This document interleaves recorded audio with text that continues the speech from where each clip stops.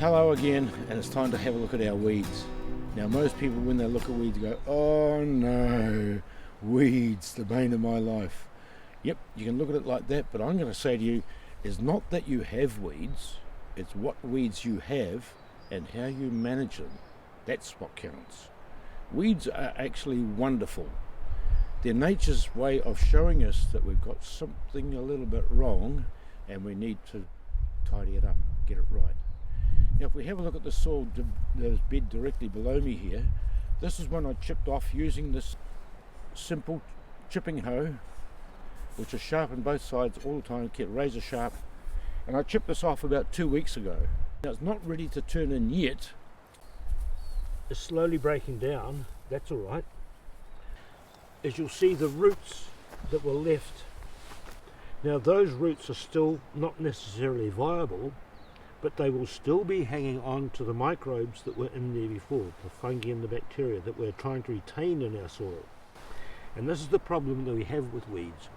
So many people will take that away, put it in their trailer, and off to the dump we go, and it's gone. Well, you've just thrown away an awful lot of nutrients in that one handful. We don't understand it, because it's the biodiversity in the weeds that we're trying to get back into our soil to increase the biodiversity in the microbes and the diversity in the soil. Each of these will release something different back into the soil, and that's what we want. It doesn't have to be perfect every time, but if we pull aside and look underneath it, we've got a lovely bed of roots there that are protecting the soil. The soil is such that it doesn't matter what you do, it will try and recover itself by covering a bare patch with something that will grow. Well, the planet hates bare earth. Look at that, that's very lush. And the root structures under there are where all the fungi, look at, you can see fungal strands in there already.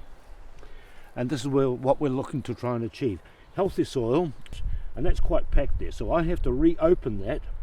Don't deep dig it, I just have to reopen that, take the weeds off and reincorporate them, same as I'm going to do in this bed here. Now this bed will be used for potatoes. This one over here was used for potatoes, and as you see there's a lot less weeds on it. I can now use this as I planted the little lettuces over there, or I can plant things like spinach, rocket, mizuna, the softer salad plants that I get early in the season. I could not plant onions and carrots into something like this, but I could into something like this. So this is how I chip my weeds.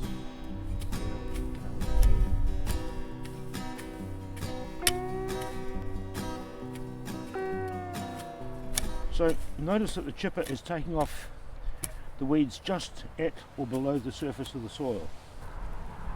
And those roots are left in the soil. That's what we're trying to take. Take the green away, let it collapse, or compost it, or sheet compost it here, and let the roots survive. If you don't have a tool like this, and there's not many of them around, there's nothing wrong with using a bricklayer's trowel. Make sure you get a good quality one that's got a hallmark on it. Notice this one's marked WHS, which is a Sheffield steel. WH Smith & Sons in Sheffield.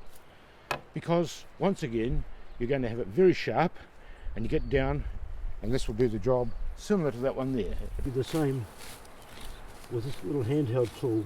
Minding your fingers,